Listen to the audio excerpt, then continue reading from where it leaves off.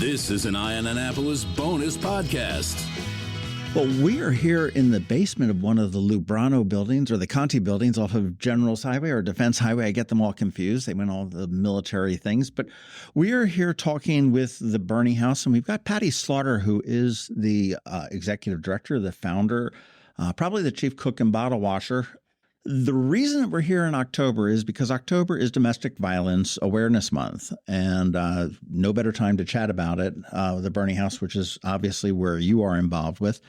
And I want to thank you for inviting us back. We talked, I guess it was about a year ago when we were talking about your Mardi Gras ball. For those that are unaware, the Bernie House, the website is theberniehouse.org, very simple. And you are transitional housing for women and children that have been subject to domestic violence. Is that the nutshell of it? Yes, but we're so much more than that.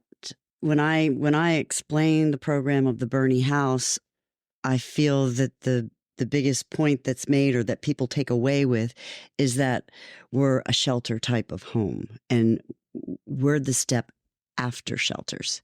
We're all about empowering the clients and their children. We provide a family home. So it's a genuine family environment that we're providing for the non-offending adult and their children. We have 2 homes right now, but once, each case is unique. So once a client moves into our program, we sit down and we come up with a game plan as to what their goals are and how we're going to achieve those goals and how we're going to help them achieve those goals. And so, for instance, we provide educational funding. We have one woman who is back in college. We have another woman who had taken some certifications so that she could sell insurance. You talk that you're the step beyond. Okay, so let's step back a little bit. You're in a domestic violence situation. Mm-hmm. The main concern is getting out of it, the safety of you and your children and whatever it may be. Okay, so that's where a shelter would come in. I need to get out and I need to get into a shelter, and they're going to give me a safe place to be for now. For now. And you are after for now. So, and then, as, I'm not a wife, but I mean, if I'm coming through as a female spouse or even just a non-offending spouse, I think, as you had mentioned, I may not be up on all the speed of the finances of the household, of everything else that's going on there. And that's the stuff that you guys will jump in on. Yes. All the utilities are put in each client's name, so they're learning how to budget for the household. We're helping them with their credit and sometimes also teaching them how to open up a bank account and handle their finances, because most often the victims have never really had an opportunity to oversee any of their own funding. So they really truly come in inexperienced. And that's empowering right there. 80% of the women and children who are homeless is due to domestic violence. And it is a huge issue after the shelter, because where do they go? And the sad thing is that most often and more than not, they're going back to the abuser because they have no money or live on the streets. And that's also a risk, of sleeping in a car with your children, and people don't think about things like that. But even if you were sleeping in your car and you have a 3-year-old child, you have children that have ear infections and things like that. They need amoxicillin. That stuff needs to be refrigerated. What do we do? Right. Wow. Okay. So, housing really is just one element of and I don't know whether recovery is the right word, but the moving on, the progression to escape, get away onto the next phase of your life there. And when they move into a Bernie house, and again, you said you have 2 houses, yes, which is fantastic. So they're coming with nothing. Are they just moving into like an empty house? No, they're moving into a house that's completely furnished. And even down to like food, snacks, hygiene products, shampoos, laundry detergent, anything that you would need with a household, it comes in completely furnished. Because often our clients come in with just a knapsack, or a plastic bag of things that were the only items that they could take from their home at the time when they left. So, and while they're also in the program, they're made to pay a program fee, and that when they successfully complete the program, that program fee is given back and they can take all the furniture with them. So when they leave our program, they have a nice nest egg, and they also have a completely furnished apartment or townhouse. One of our most recent success stories is that a young woman came to us without a high school education.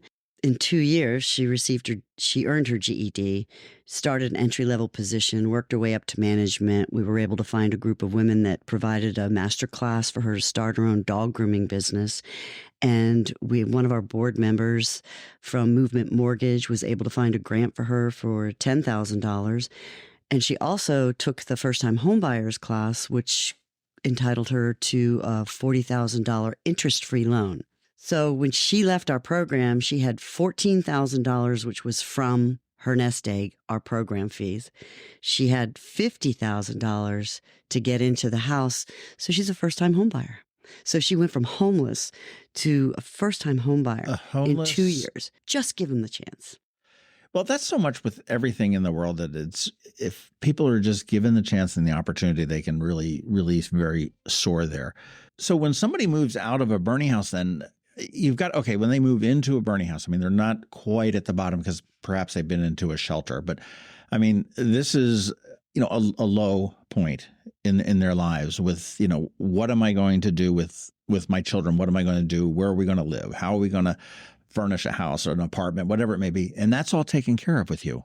Yeah, it's guidance. It's guidance to help them find the strength that they've already had but forgot, or maybe never realized that they have that kind of strength in them, which we'll get to a very strong person in a few minutes.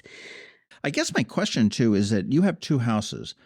If you had and you guys own those houses? Yes, the organization. And so if you had a bottomless pit of money, how many houses do you need?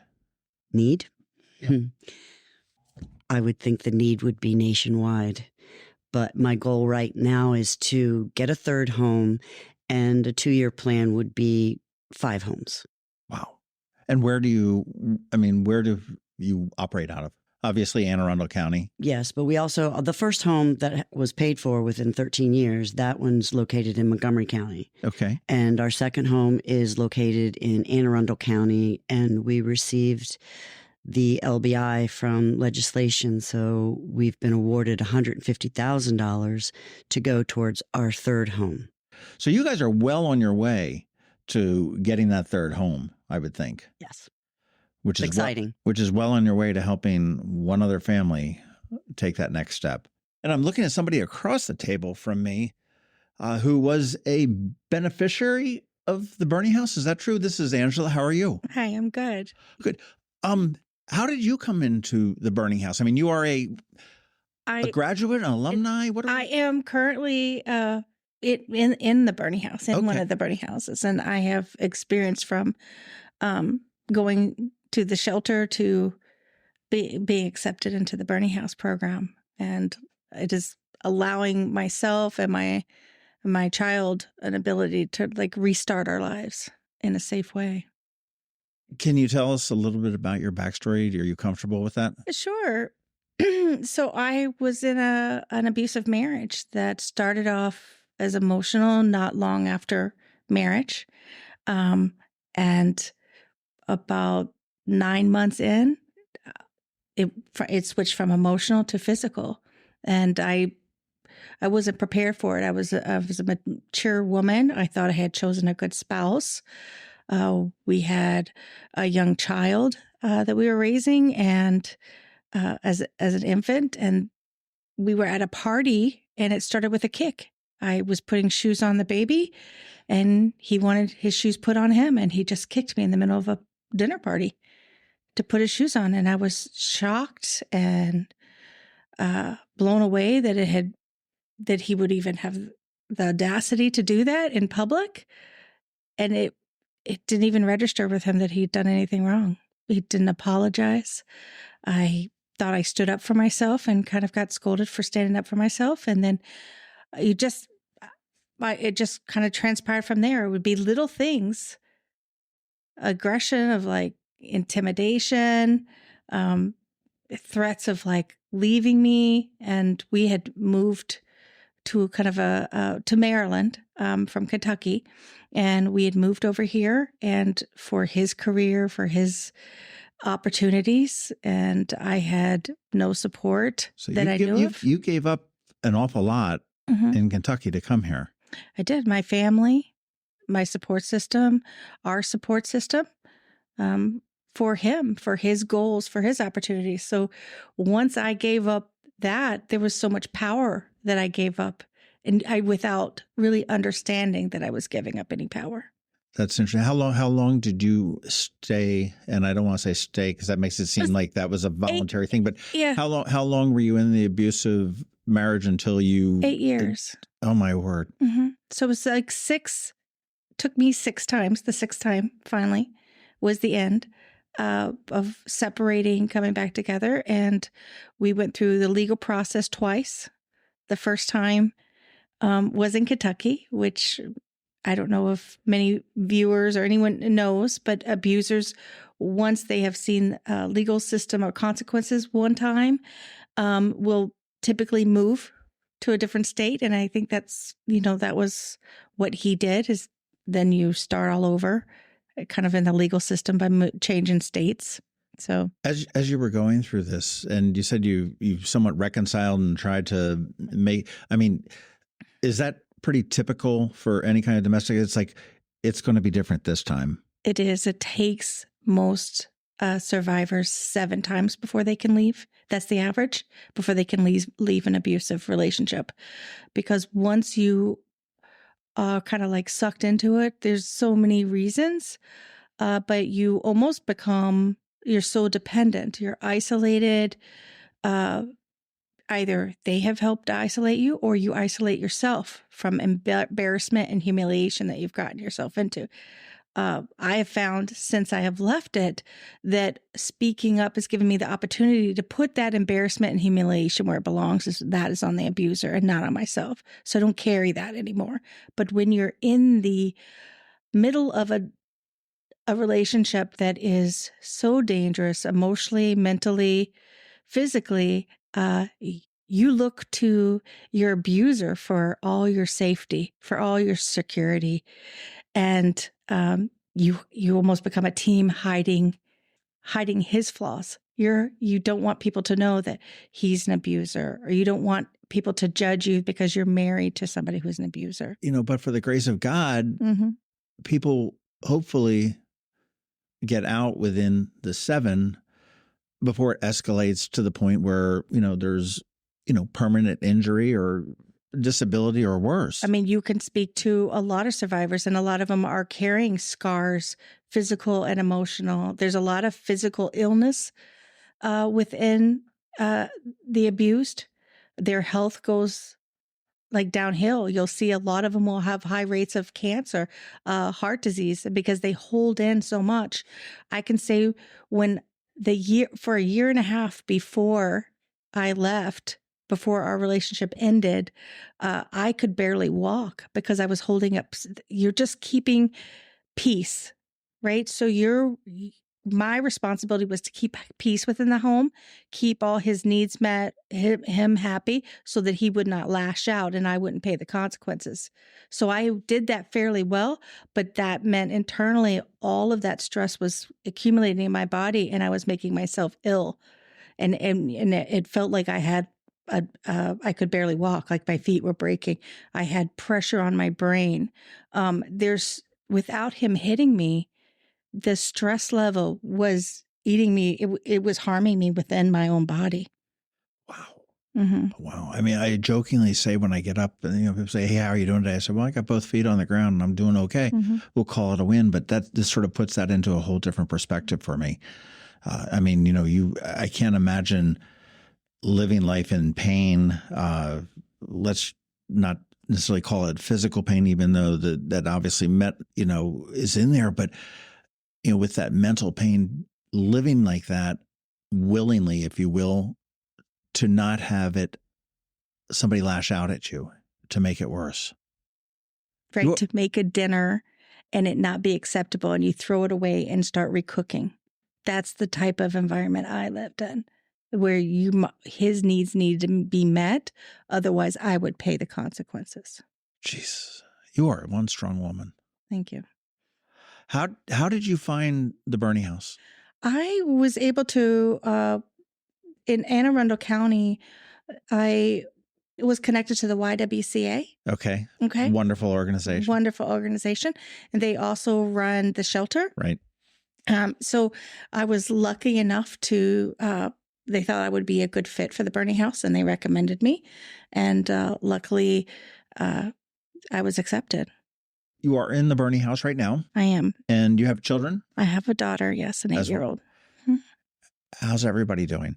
Great. One of the things that the Bernie House has done for me that I did not know I needed was they had given me therapy programs. So not only did they give me the opportunity to give a shelter and a comfortable home where I can cook dinner and I can sit and do homework. I have a home office that I can work. So it's created that environment, but it's also given me an ability to work through all of the things that emotionally I needed to get stronger and move past this relationship. So hopefully I won't carry it over to the next relationship. Question for you. When you were in Kentucky and moved here, I mean, you moved for your husband. I know I did a similar thing. I came from Pennsylvania down here with my ex-wife. Mm-hmm. And, she told me point blank that it was, I mean, we moved for my career, which was, it was mutually agreed upon. It wasn't dragging anybody. And, but she said she felt a little bit isolated until the kids got a little bit older and into school and she could recreate the thing like that. Now, were you working in Kentucky? Did you have a job? I did. I had a career. I was a general manager. Mm-hmm. Did you have a career here in Maryland? I had, it was kind of a career that was working around his career. So it was in the liquor industry and I was a sales rep, but it was specifically to work alongside what his career goals were. And business opportunities to make sure that his career could advance as it needed to. Yeah, so while I was able to take my daughter to school and be home and take care of what we needed, it was a really flexible job. Okay, so I guess in some senses you were probably fortunate to have a work experience as opposed to not just being in. And I would never say that this was just a thing, but to be a stay-at-home mom that had not been out in the workforce. I know there was a woman that I know that suffered from financial abuse in her marriage, and she finally got out. She was the kept woman, if you will. I mean, the husband was making high six figures in D.C. as an attorney. She walked out of the thing, and she ended up having to bring $20,000 into the divorce table. Again, but she had to get a job again, and she had to really learn. And there was an awful lot that went on between when she left the workforce at, I want to say, age 20. Mm-hmm. And when she came back in, well, let's say probably say 25, and then she came back in at 45. There was an awful lot that had changed.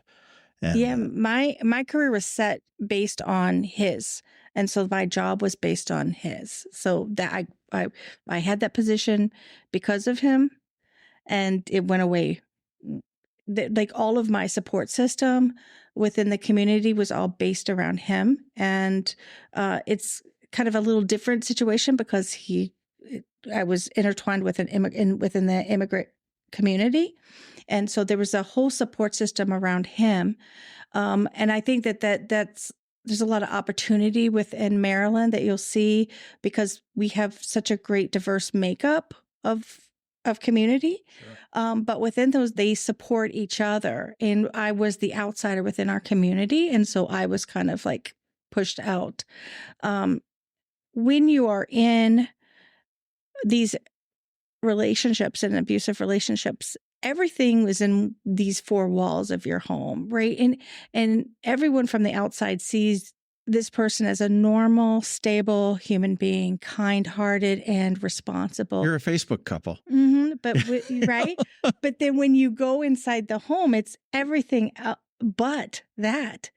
There's no common sense discussions. There's no partnership. It started off as a partnership, but you clearly lose your power in it. The moment they hit you one time, they have taken all of the power because you live from day to day knowing they could hit you again.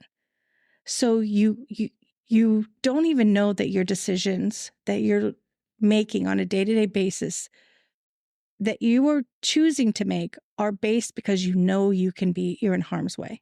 Was all of the harm directed to you, or did it go to your daughter as well, or? It was primarily to me. He did lash out a couple of times at her, but it's primarily to me, and that. And I will say that's I was going for the physical because obviously the emotional scars that what you went through probably have long lasting effects on your daughter. I mean, I'm presuming that she's not ignorant of the fact that she's not living at home with dad, and we're in a new place and the situation. Yeah, you can't hide things. You can't hide things from your children. They know what's going on.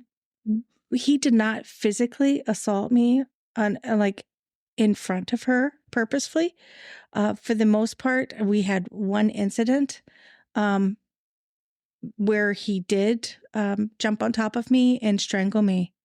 And she was, I think, 2.5, and she was running around in circles going, get off my mommy, get off my mommy. One of those nightmare situations. And I was talking to him like, she's right here.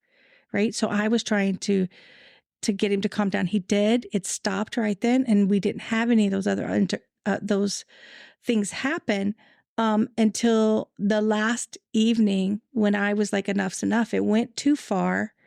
It was an incredibly one of those dramatic situations that many seen on movies where it's just so bad and horrendous of an assault that that the next assault could kill you. Wow. It was so bad. And then when I left the room and I went into a room to lock myself, my daughter was asleep, 2:00 in the morning.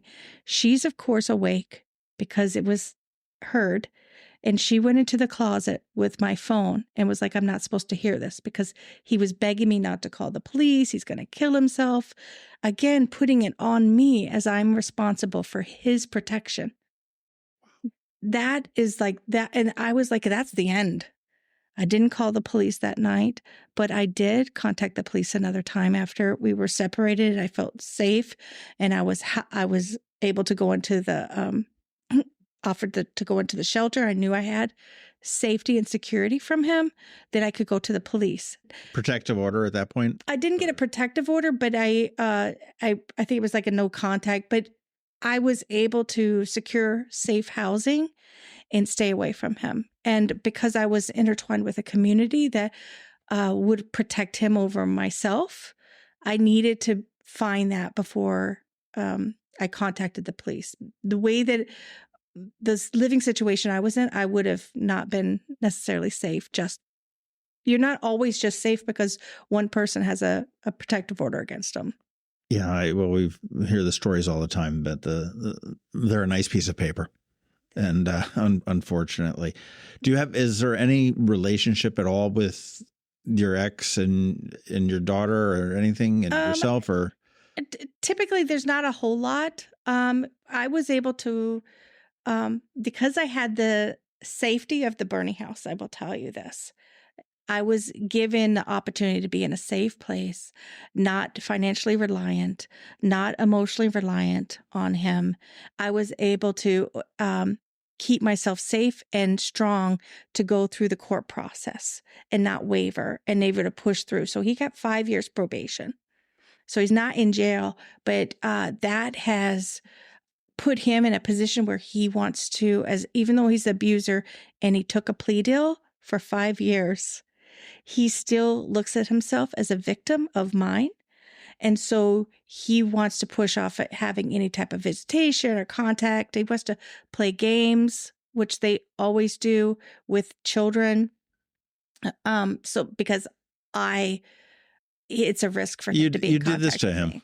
I did this to him, and I could do something worse, put other charges against him. Like I've never lied about it, but you're always in a defensive position when you're in a relationship with an abuser. And just because you're outside of the relationship, they will continue to put you in a position of defense. And that's where it is with him. So we have very little contact with him. Now, how long have you been in the burning house? And I mean, this really seems to have given you this huge leg up. Mm-hmm. Yeah, it's been a year. It's 13 months. I've been in the burning house. How long can you stay there? I mean, I don't know whether that goes to Angela or to Patti. It's 2 years. The program's set up for 2 years. And so weekly I meet with my therapist, and we either work on therapy sessions to work through whatever problems or things I need to work through, or we work on goals, like what we need to do to go to the next level so that I can keep moving towards the goal of being self-sufficient when I leave. What's your goal? What's the next step? What's the next step for Angela? Okay, well, right now it's kind of like changing, because at first it was just to be emotionally stable and provide a healthy mom for my daughter. I wanted to be able to be financially stable and provide for her without ever needing to feel like I needed to be in a relationship to keep a roof over my head for myself and for my daughter. And I wanted to show her a strong, independent woman so that she knew that no matter what happens, we could recover and live a good, full life. But at this point, I found that there were so many holes going through the legal process that I wanted to offer the community and myself other avenues to improve legislation within the state of Maryland. What is the state of legislation in Maryland? I mean, do you, when you came out of this, I mean, did you feel protected? I don't know if I feel protected. I felt disappointed. I feel like the system has so many opportunities for improvement. The biggest opportunity is domestic violence is just something that's written on a jacket of an offense. So if like he had assault charges against him, they would just mark it as a domestic violence. But domestic violence or domestic abuse is not a criminal act in the state of Maryland. And that's where I find not only emotionally, but mentally, and for survivors, that needs to be a criminal act. A domestic abuse should be a crime. It shouldn't just be waiting for an assault charge, because many abusers, that's the first thing they get taken off of their plea deals, is that it's marked a domestic violence. It's not an assault. Yeah, they want to clearly just make it an assault. Do we see marks on you? Can we see that there was a real crime committed, like a physical crime, to charge for an assault? And there's like assault 1 and assault 2, but there's not a domestic charge. There's not improvement. So domestic, an assault, what about an assault in front of a child, a physical child? It's so damaging. There's so much information and proof that children under 5 years old, when they are exposed to domestic abuse within the home, it damages them in such a way that it's almost in such a way that they're not able to recover from it. It's a lifelong problem from that damage that happened before 5 years old. Well, I've got to imagine it is. I mean, and you've alluded to the point of, before you get into another relationship and you want to be self-sustaining and everything else. And I mean, I imagine that as you're coming out of a bad relationship, it's very daunting. Maybe I'll go out on a limb here and just say that you're probably very untrusting of anybody that may be a a potential suitor or relationship, whatever. Boy, that sounded really old, didn't it? Suitor. It sounded like, but I didn't think so, but I'm older. But a relationship. But I mean, I imagine that doesn't stop with you. That probably continues on to your daughter to have a distrust to a degree, or maybe not just a distrust, but just a wariness. She and I had a conversation, even though she's 8 years old. The little girls and little boys in the classroom are getting little boys, boyfriend and girlfriends, right? And it opened up an opportunity that she and I had a conversation. And she said, I don't know if I could trust. She said, trust. I don't know if I could trust being married to a man. Wow. Because she's 8 years old. Yeah, because she knows what the experience is. How can she? So that's when I was like, we've got to make sure that she's around like my other family members that are strong, family men or other safe men that she can be around. But for me, I have to know who they are, trust them, and know that she's safe around them. And there's got to be a lot of emulation that she sees. She's got to be exposed to, maybe it's a relative of yours or a friend of yours that's in a healthy relationship, to see that it's not always bad. It can be good. So what are we doing to change the legislation to make it a safer place, Maryland a safer place? I understand that you're pestering Yeah, taking on the General Assembly. Good on you. I am. I'm trying to like see what we can do. And I had met with Delegate Chang, and he had said, "Oh, I think that there's an opportunity for a bill." He wanted me to contact another with Patty with the Bernie House. We are working together with Delegate Bartlett to get legislation changed, and she is on board on creating a bill together that will encompass domestic violence and make sure that it's not something that is expungible, that it includes coercive control, that includes threats, emotional, mental, and physical abuse. It would be for intimate partners, married, unmarried. It would include shared child or familial connection.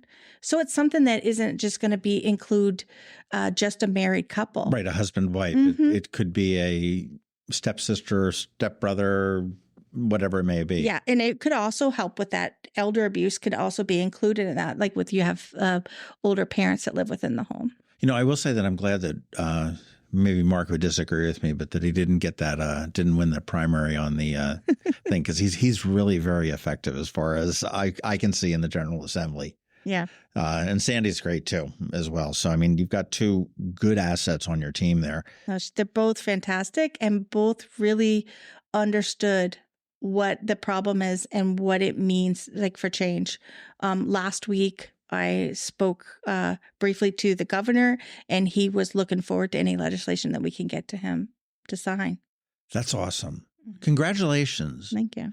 And, I would say that, you're such a strong woman. I mean, you've come through this, and, my heart breaks for those that aren't nearly as strong as you've been. Mm-hmm. And I know there's thousands and thousands and thousands of victims, and I don't like the word victim per se, because I don't know why I don't like it, but of domestic violence. We're survivors. Yeah, absolutely.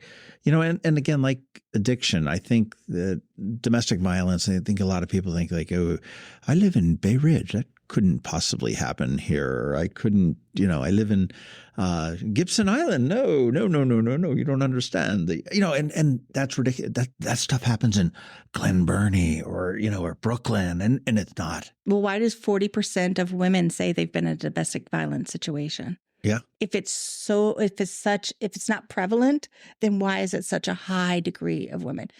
I can barely walk into a room. Well, I can't walk into a room and not mention to a woman. Back up. You said 40% of women. Uh-huh. So 4 out of 10 women that I see today likely will have been a victim of some form of domestic violence at some point. Absolutely. Jesus. 40%. And it's across the board. But I want to mention one other thing is that I am not a minority. I have a lot of like blessings in my life, but I will tell you in Maryland, there's about 17% of African Americans as a whole, like that's the population. And 66% of the domestic violence is within that community. So if you look at the problem in that community, you can see how when the children are exposed to that, how it can change their lives and infiltrate. So whenever we're talking about like crime rates and things that statistically happen within that community, they're so affected. Right? They're so affected. And it's just like, I don't think that everybody understands, like little changes matter. And if we made fixing domestic violence alone in the state of Maryland, if you fix that, think of all the other problems you are fixing. Think of what it entails. Your community has domestic violence. It is a violent crime. And it is a big portion. You would see less crime across the board if you fixed it, because a lot of damaged children are growing up and they don't have opportunities because they've been mentally, emotionally damaged at such a young age and exposed to such violence, and they don't have the opportunities. They're already broken at such a young age. And if we would fix the domestic violence and stop and give the support systems, you just stop that problem, you're fixing a lot of other problems for generations to come. That's true. You've got to also remember, too, that the face of domestic violence is not necessarily the black eye, or the, a little more violent, a stab wound or worse. But that's the physical end of this. Mm-hmm. You've got the emotional end of this. You've got the mental end of this. And as I briefly mentioned, I mean, you've got the financial end. I mean, I know if you get a wealthy spouse that wants to sit there and essentially dole out, your allowance and you become dependent on that. Again, as you said, Angela, you've given up all that power, willingly, if you will. 90% of all abusive relationships have financial abuse. 90%. What's that financial abuse look like? Is that just being clueless as to the finances? It's not just that. It's like it's less opportunity to work, right? Even though I worked, I had to work around his schedule. They may tell you that you can't have childcare. A lot of them will be like, you can't, no, we're not going to pay for daycare. That means, what does that mean? Mm-hmm. That means I have limited opportunities for my career because I need to be there for the child in the morning, in the afternoon, in the evening. Oh yeah, I've got to work around your schedule.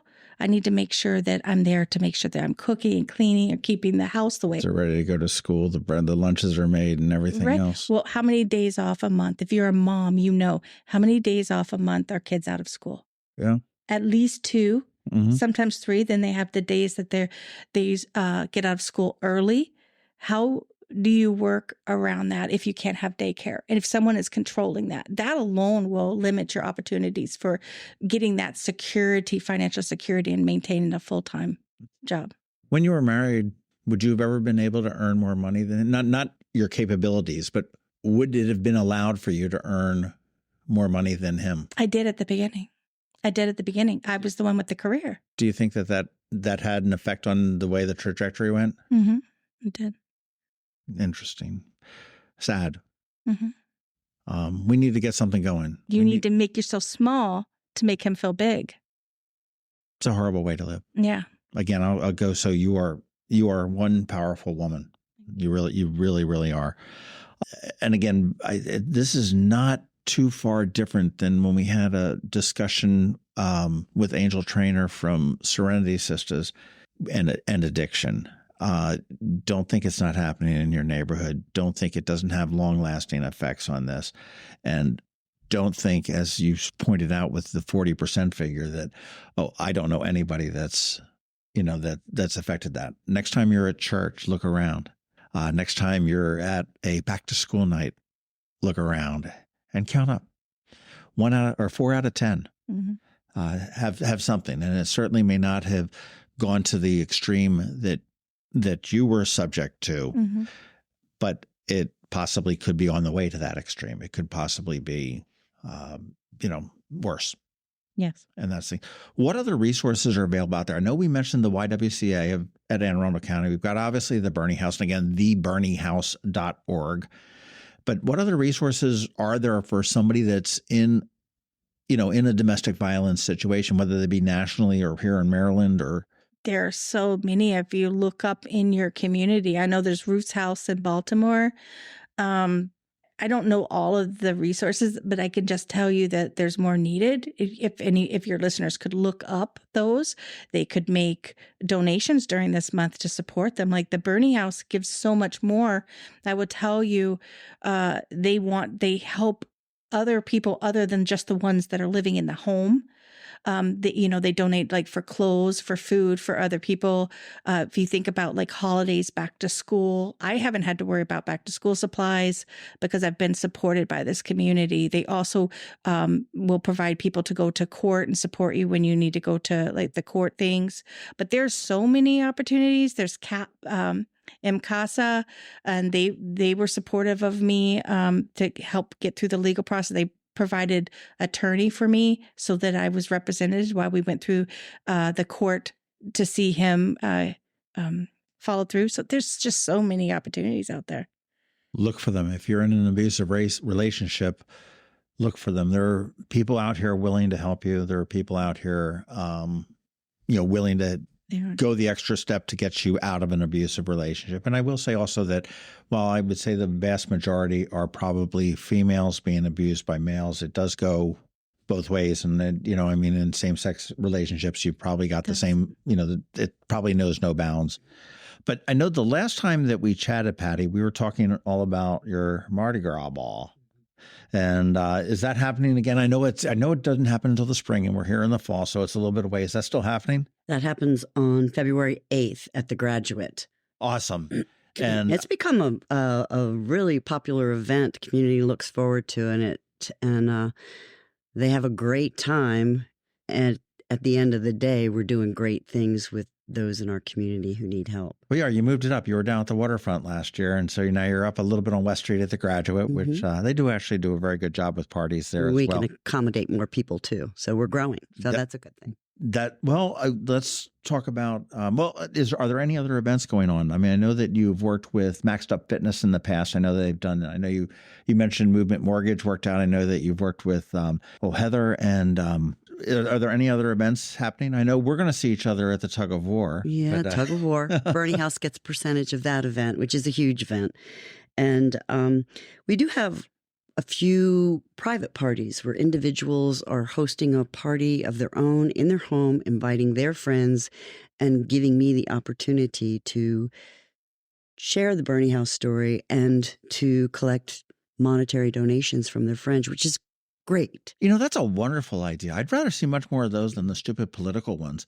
Where the candidates come in and shake you down for money. I'd rather go to one of those and have them shake me down for money for the Bernie House. I do want to I don't know if we can fit this in somewhere, but I was on the phone with a woman last week, and here she is. She was in a shelter. The only place that they could provide housing after the shelter was out in Western Maryland. But because of her divorce situation and the custody sharing, she couldn't go out to Western Maryland, which was the only place that they could find a home for her. Wow, that's pretty far. So here she is. She's living in the basement of someone else's house. She has a microwave. Her sink is the bathroom sink. She has a small refrigerator that college kids get. And I don't have housing for her. And I won't have housing for her till June, maybe even July. So that woman who's been in that situation for 2 years with her children will be who knows how long. So when you say what opportunities and what's out there, there might be, but there are not enough. And this poor woman just needed some clothes for her kids, some food because now she's not on the SNAP program. So she needs some food. But what kind of food are you bringing into the house that you can't refrigerate? You don't have a stove or an oven to cook with. And you have your bathroom sink to wash your vegetables and your fruit. And really, all she needed was some underwear and some nice suits so that she could go out and get a job. And we do work with the cabbie representatives who come in and they donate clothing, and we invite women from all the local shelters to come. We have racks and racks of clothes, and they're treated nicely. They're greeted with a stylist, as we call them, that comes in and shows them the clothes, what size fits, helps them out. We provide a private place for them to try the clothes on. We provide daycare and snacks for their children while they're shopping and having this time. And when they leave, there's give them a rose with an inspirational statement, and they're walking out with 5 outfits. That's wonderful. And again, so this is for those that are listening. This is somebody that's not. These are women, people that are not in housing. Because unfortunately, you've got 2 houses. Mm-hmm. I would love to see this office expand to take over the whole building. No, I wouldn't. I'd like to see this office close up forever because the issue has been resolved. But it's 40%. That's a number that's going to haunt me. Bring it up in a room. Bring it Yes. up in a room, and you don't have to even look at percentages. You will hear it for yourself. And I agree with Angela. Wherever I go, if people find out, usually they do know what I do and about the Bernie house, that I'm always approached. And most of them are stuck Wow. or haven't made that brave step. How can we support the Bernie House? Okay, the obvious way is to bring out the Visa card or write the check and stuff like that. That's an easy way to donate. And you can do that at theberniehouse.org. As far as, you're furnishing homes that are going away. Do you accept donations of furniture and silverware and stuff like that? Yeah, the Bernie House has a great core of volunteers, and truly we wouldn't exist without their help. And we had a group of 3 women, so we collect all this furniture, and they take everyone's hand-me-downs and put it in the house and make it look beautiful. And all these are we don't accept bedding, mattresses, and things, but we would prefer new, but we accept furniture from all kinds. We provide, like I said, from the fork to the knife to the shower curtain to the window treatment to snacks to toilet paper, laundry detergent, feminine hygiene products. There's so much. And then when each family moves out, we need assistance in moving all this furniture in and moving the furniture out and assisting the family to move on to the next place. Because we really don't, shake our hands and say good luck. If they want to stay involved with the organization, we invite that. And we do have women that have stayed with us for years. I've gone to birthday parties. I've just been asked to be a sponsor for a little girl who's getting confirmed. And so there is engagement there, and we do like to continue to keep abreast of what's going on with the families, because there's always a time where they might need help, and it is a tough struggle for a single mother. Well, it's a family. Mm-hmm. Going back to Hillary Clinton, I think she was, it takes a village, and it really does. No man stands alone on an island. We need at some point in time, we need a leg up. It might just be a hug. It may be some advice or whatever, but we all need help at some point in the life. And certainly I think for any kind of a victim of domestic violence, Bernie House is doing an incredible job here in Anne Arundel County. Not as incredible as the need. Unfortunately, that didn't sound right, but that's you get the gist of what we're looking at is that support this organization because it's doing some incredible work. And theberniehouse.org is where you want to go. And you can volunteer. You can attend the events. And I did see on the website that for a fun thing, the Halloween bash at Maxed Out Fitness. And we talked to Joe and Ashley on a podcast a couple of weeks ago. But they're right there on Chinkapin Round Road. I'm not sure exact date on that, but that's they always have fun little street festivals. October 26th. 26th. That makes sense.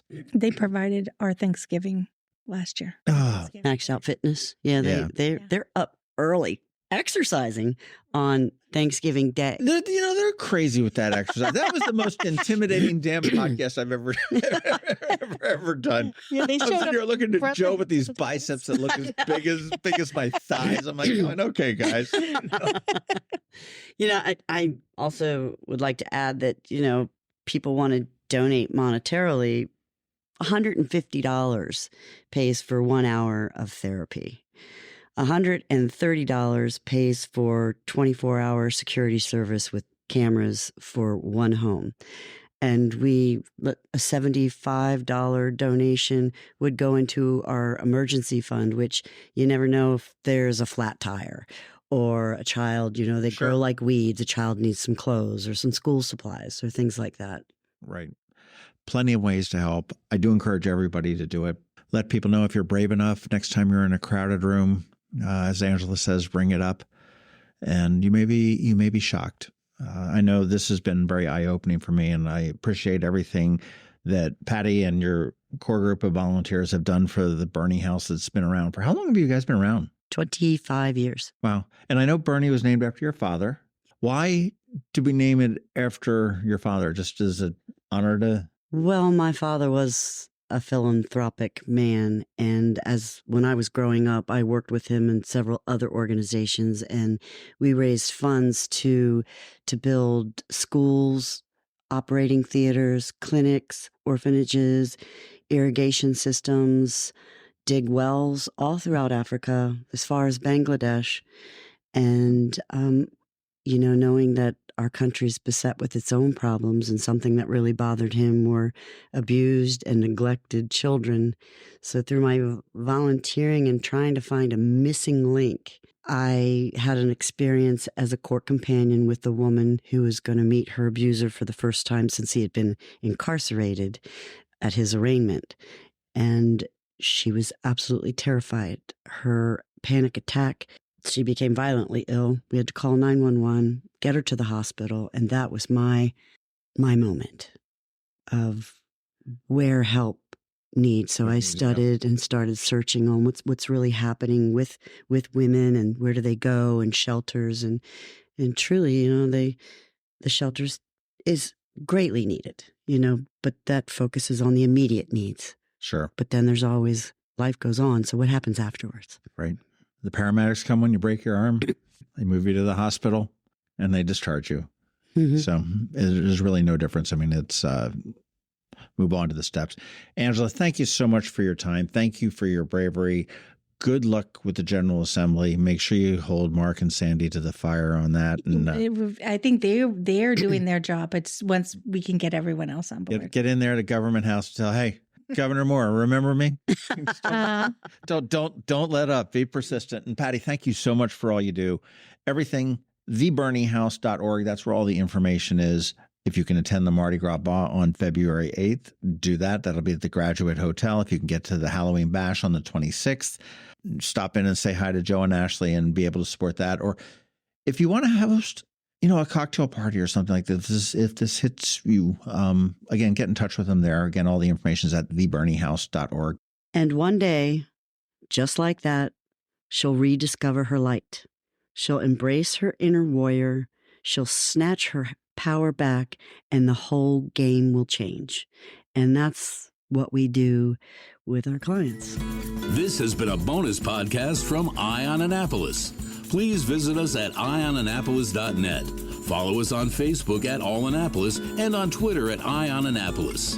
And if you haven't subscribed to the Daily News Brief podcast, go for it. And all of your local news will be delivered to your phone, tablet, or smart device by 6 a.m. every Monday through Friday.